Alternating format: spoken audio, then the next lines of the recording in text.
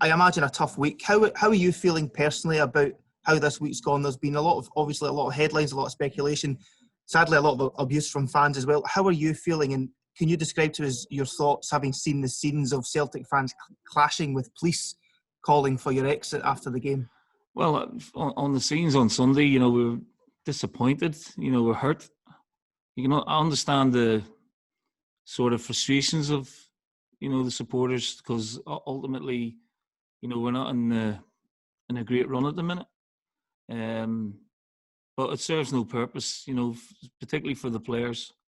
I'm old enough and big enough to take, criticism, abuse, and some of it's justified, some of it's over the top. That's the role of a manager. And that's the responsibility you have to bear. We're all in agreement. We must do better, and we have to do that with results and performances.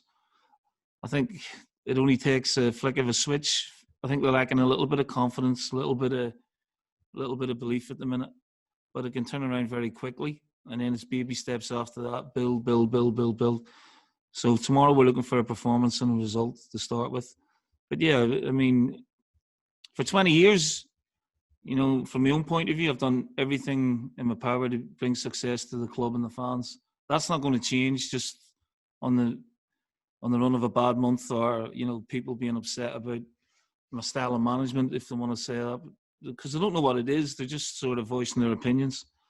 And I owe it to the players as well. They're working so hard to turn things around, and they're feeling it a little bit, so they need my support there as well. Peter Lawwell put out a statement last night saying that you have his backing. I know you had a Zoom call with Peter and Dermot last week. Have you spoken to them again after the result on Sunday?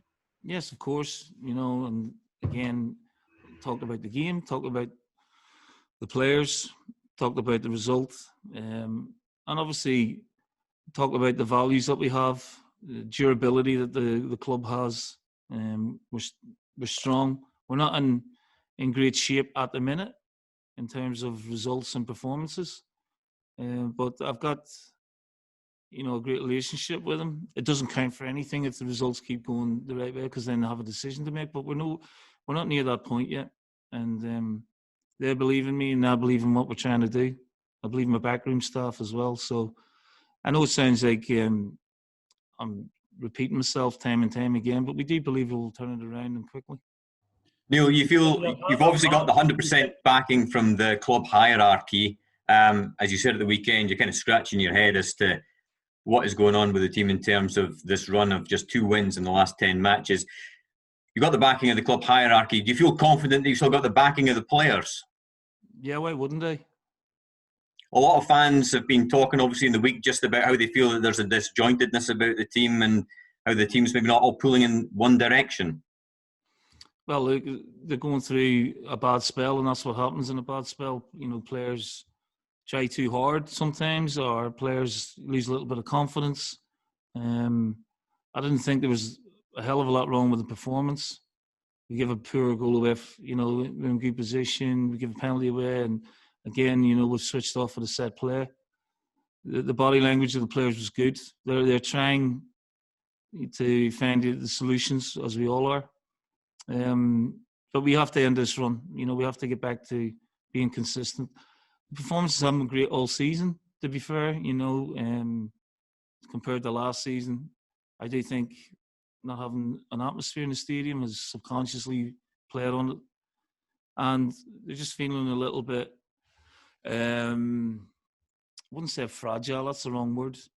Just a little bit sort of struggling to find the answers at the minute among themselves as to what's going wrong. It's really hard for them to pinpoint what the matter is, and it can only come back with the togetherness.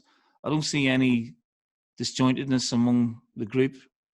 It's difficult because they only see each other out on the training grounds because we're in different dressing rooms, and sometimes that can play a little role in it as well. But they're definitely determined to turn things around. They're hungry. They felt the wrath, if you want to call it, of the supporters.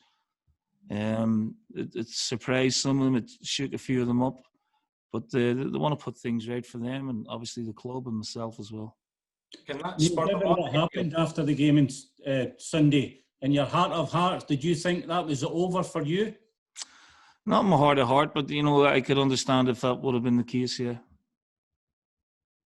And how grateful are you to get, obviously, solid backing from Peter Lawwell and Dermot and the board? Well, I'm very grateful. There's, again, we talk about this durability. They're not a board that just sack managers for the sake of it. We've had great success. We're going through a tough time, but they don't sort of leave you out on the lurch. There's great support here. There's great support from supporters, letters, emails. There's been great support from other managers in the game and the LMA who've seen it all before and probably deal with this on a daily basis. From my own point of view, it's really encouraging and comforting. And I've had great support from the players as well. Neil, you've been through tough times before at Bolton. You had a lot of difficulties that you had to deal with off the field. But where does this rank? And given your affiliation with Celtic, has it been maybe more difficult in that respect? I don't know. It's hard to, because, Bolton was 3 or 4 years ago and, you can't replicate how you're feeling or make comparisons. It's a difficult time, just because of the results, and we know we're better than that. So, that's the point that, we're trying to make to the players. You just got to find that little bit extra zest and zing. And when the goal went in on Sunday, a few of them have come to me and said just felt a little bit deflated afterwards, and that's not normal for them. That's not like them. So our reaction, whether we go down tomorrow or in future games, we have to react better in certain areas and with certain individuals. But they're human beings, they're coming under a lot of criticism themselves. And it's important myself, John, Gav, Woodsy, give them that right support, well-being. Life's not normal for them at the minute. So that's all something that they're trying to adapt to and get used to as well. And it doesn't help when things aren't going well on the park for them. So it's got to be a concerted effort, whether it be from me, the coaches and the players. And we're confident that we can turn it around. We're confident we can go to Italy and put in a good performance. Whether we win the game or not, it's all about the performance and if we can get a result, that'd be great. And then building from there. Neil, you talk about going to Italy tomorrow. What kind of team do you play? Obviously, the interim news, is there any update on that? But do you go full strength? You want a performance? You want to get a result and start getting things back on track? Or do you perhaps have an eye on domestic matters now that Europe is gone? Yeah, it's a good question. It's just trying to find a balance, really. Elianusi won't travel. He's unavailable. Julien's, come back in. He's played 2 games, so he's a doubt. Duffy's having a knee assessed that he picked up a knock in training today. We'll see how he is. But I'll still try and, put a strong team out and see how the game goes and maybe gives the squad some much-needed game time as well.